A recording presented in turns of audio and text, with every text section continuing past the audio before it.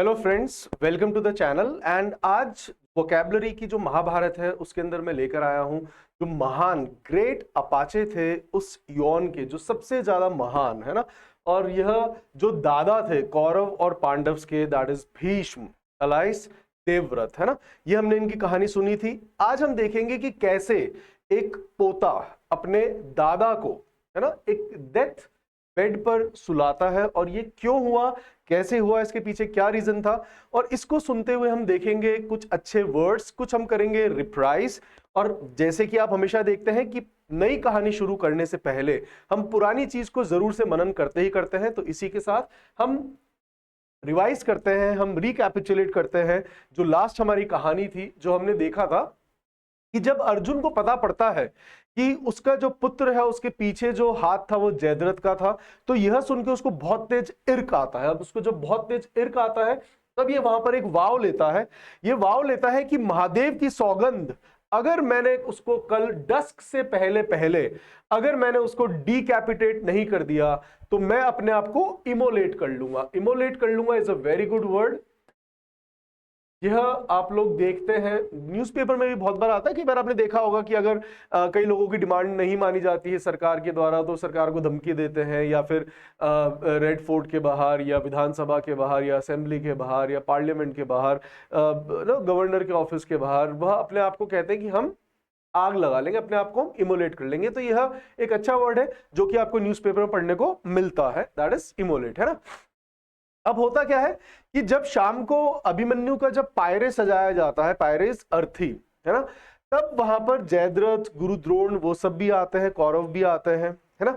And Pierre से मैंने आपको एक वर्ड बताया था, pyrophobia, that is fear of fire. ये हमने देखा भी था, ओम शांति ओम एक मूवी थी, वेरी रेडिकुलस, राइट। लेकिन उसके अंदर जो हीरो थे हमारे शाहरुख खान, उनको पायरोफोबिया होता है, जिसके ऊपर गाना जब आप देखेंगे मूवी तो आपको पता पड़ जाएगा। So that is the fear of fire, that is pyrophobia.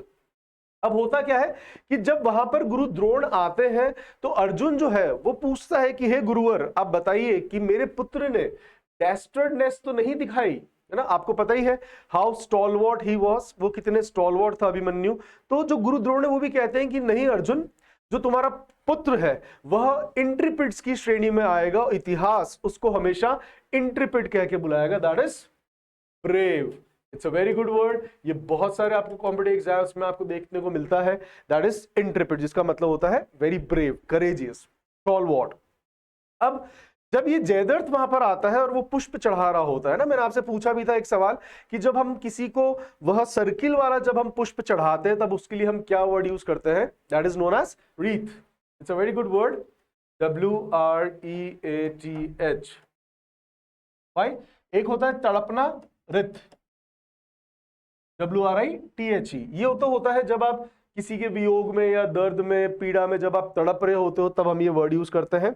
ये होता है जो ये आपको फूलों का जो गार्लैंड, जो चक्र सा आप देखते हैं, है ना, जो चढ़ाया जाता है कभी कोई जो हमारे जो गैलेंट्री अवार्ड्स के जो हकदार होते हैं, जो जवान होते हैं, शहीद होने पे जब वो मार्टियर हो जाते हैं, है ना, तब उनके ऊपर यह आप देखेंगे कि एक यह रीत चढ़ाया जाता है। ऑफिसर्स आते हैं, सेना अध्यक्ष भी कई बार होते हैं, बड़े बड़े नेता वगैरह होते हैं, वो ये उनके रीत चढ़ाते हैं। तब आप देखेंगे तो अखबार में ये आता है, और वन वर्ड सब्स्टिट्यूशन में पूछा गया और आगे भी पूछा जा सकता है।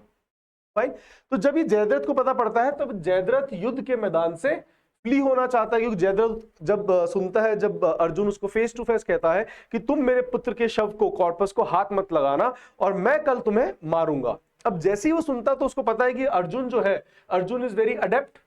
अर्जुन जो है वो बहुत ही अडेप्ट था युद्ध कौशल में, और उसके प्रोवेस को, उसकी कला को, उसके व्हाट डू कॉल कौशल को हर कोई मानता था। तो जब यह सुनता है तो वो वहां से भागना चाहता है, लेकिन शकुनी को पता था कि इसके पास एक आर्मर है। आर्मर क्या होता है, एक प्रोटेक्शन शील्ड, जो कवच हम जिसको कहते हैं, कि इसके पास एक इसके पिता का आर्मर है कि जो कोई भी इसके सर को धड़ से नीचे गिराएगा जमीन पर तो उसका स्वयं का सर ब्लास्ट हो जाएगा। तो शकुनी को बात पता थी, तो दुर्योधन को कहता है कि अगर अपन ने इसको जयद्रथ को रोक लिया तो अगर अर्जुन ने इसको मारा तो भी अर्जुन गया, और अर्जुन अगर नहीं मार पाया तो वो भी वो अपने आप को इमोलेट कर लेगा। तो वह उसको अपने स्केप गोट बनाते हैं, बलि का बकरा बनाते हैं, कि आप अपने काम के लिए किसी को जब फंसाते हो, दैट इज नोन एज बलि का बकरा, स्केप गोट। इसको याद रखिएगा, अच्छा वर्ड है।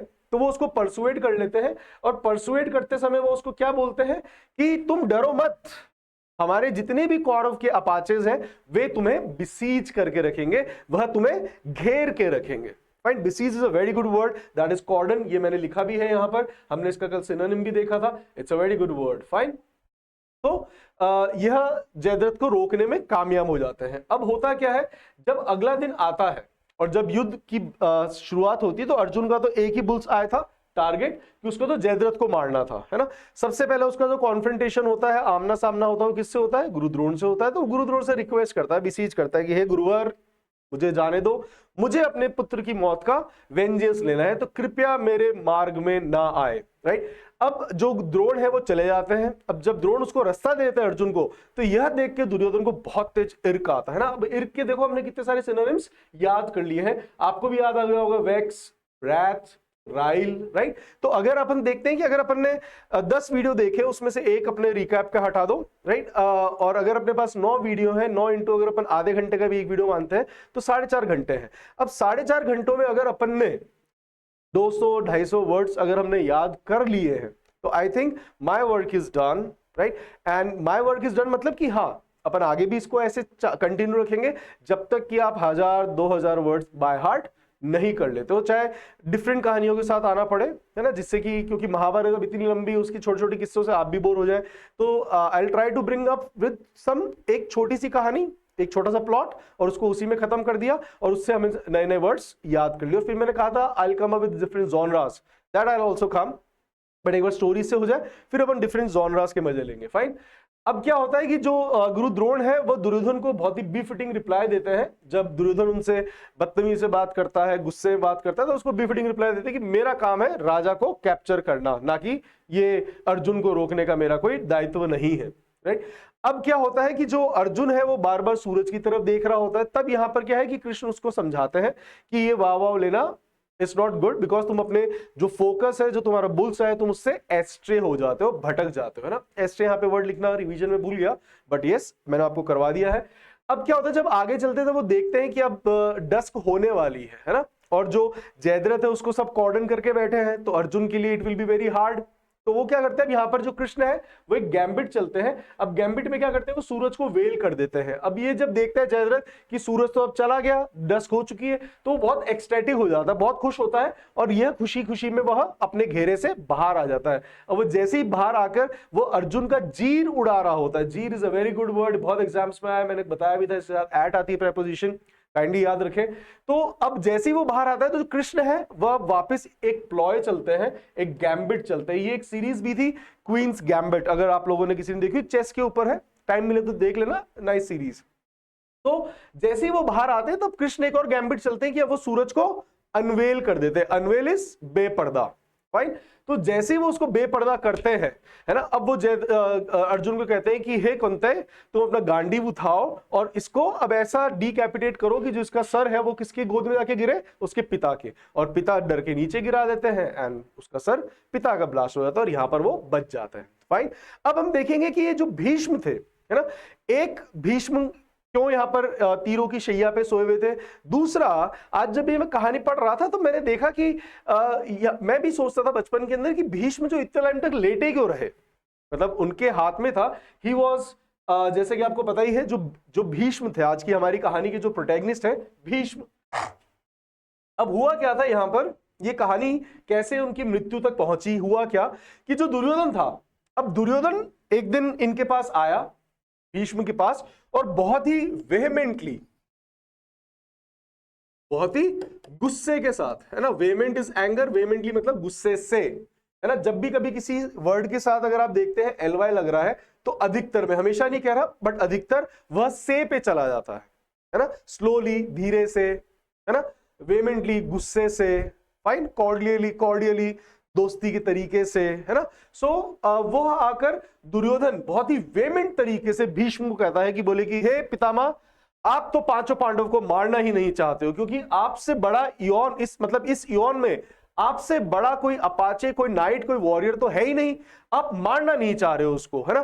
तो जो दुर्योधन है वो बहुत ज्यादा गुस्से में आता है कि युद्ध चलते हुए इतना दिन हो गया और आपने अभी तक इन पांचों पांडवों में से किसी एक को भी सल्टाया नहीं।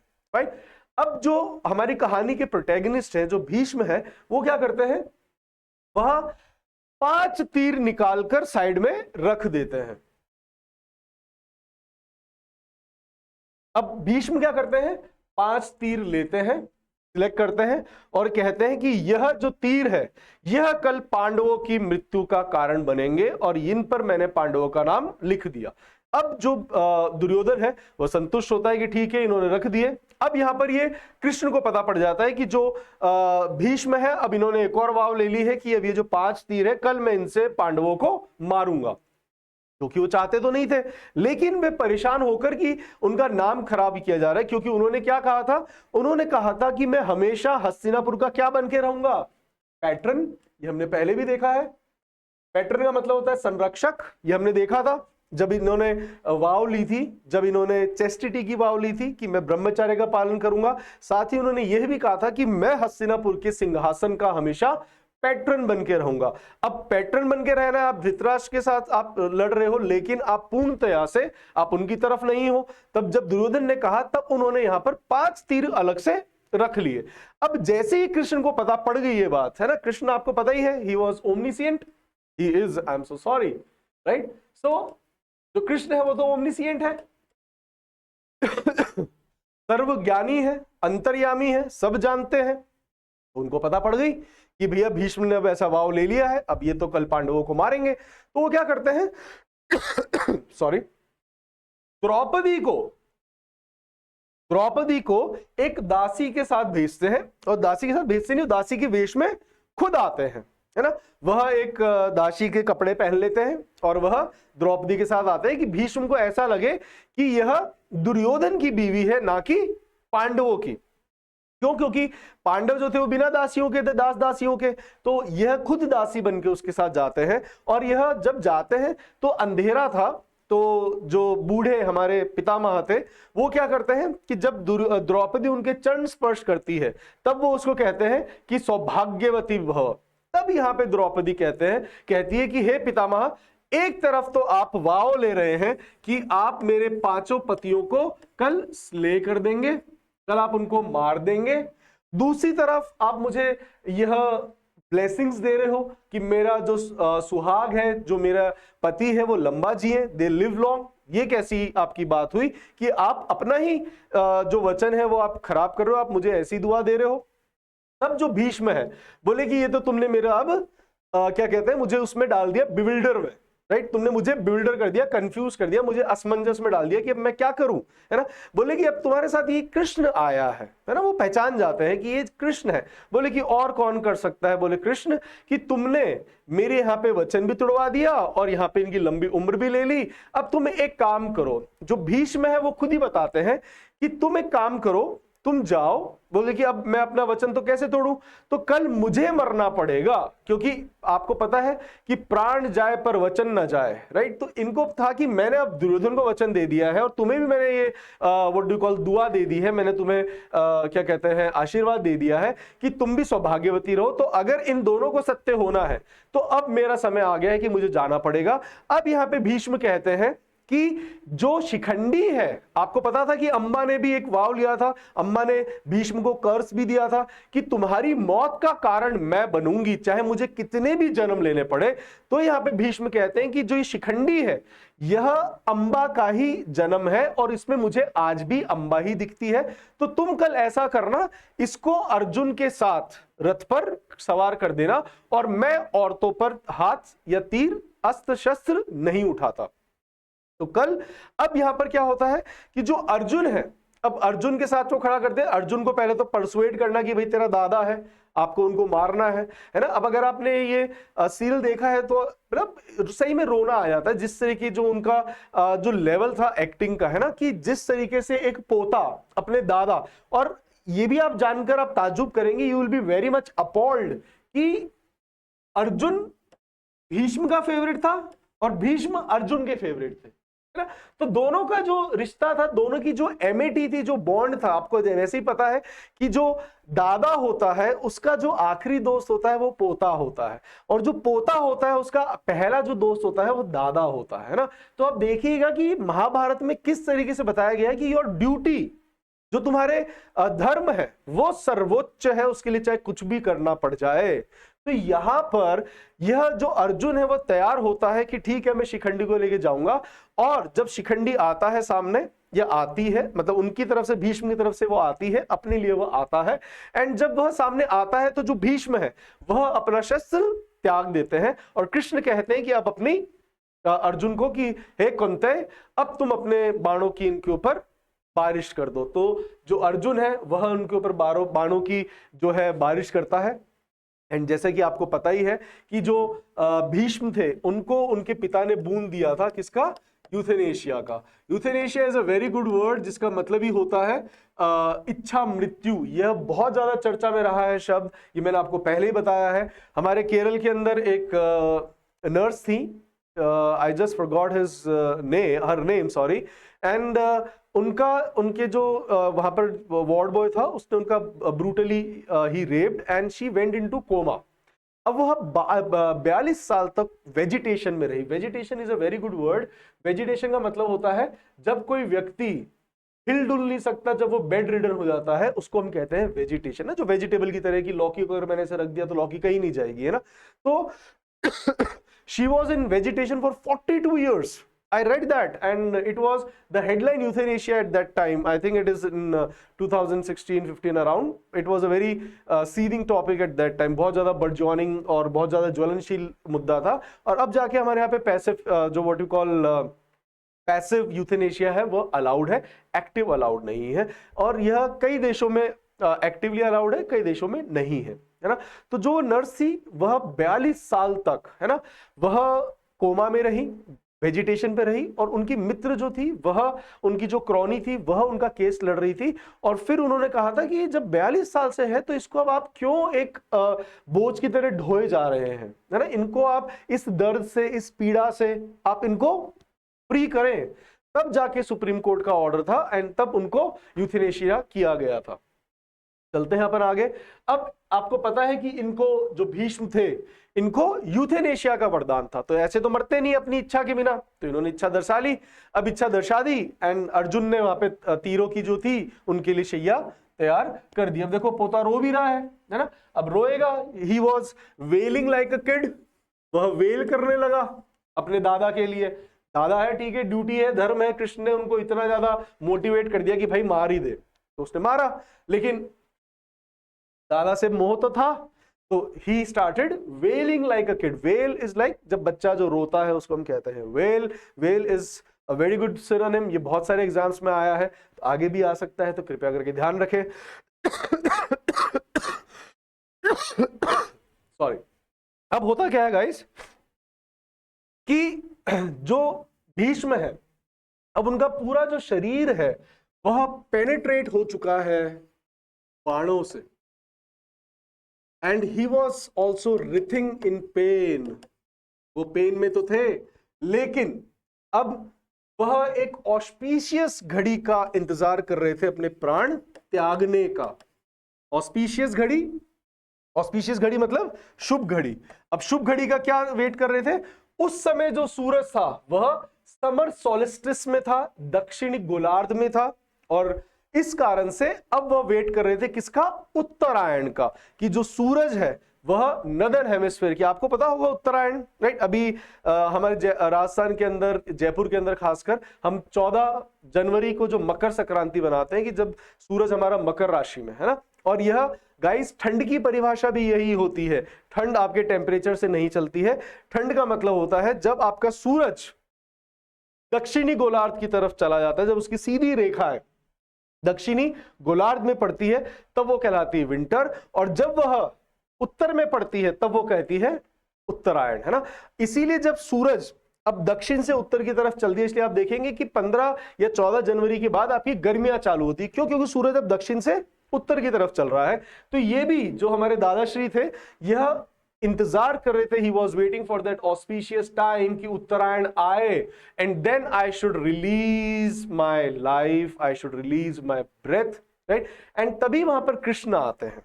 अब कृष्ण जब उनसे मिलने आते हैं, उनसे अड्यू कहने आते हैं, आखिरी बार उनसे अलविदा करने आते हैं, तब वो कृष्ण से कहते हैं कि बोले कि हे केशव, हे देवकी नंदन, आप मुझे बताएं कि मेरी ये अवस्था क्यों हुई, कि मैं ऐसे तीरों पे क्यों पड़ा हूं, मेरा पूरा शरीर जो है वह छलनी हो चुका है, अब मैं इस पीड़ा में क्यों हूं। तो कृष्ण कहते हैं कि आप अपने पहले के पूर्व के जन्म में जाएं और देखें।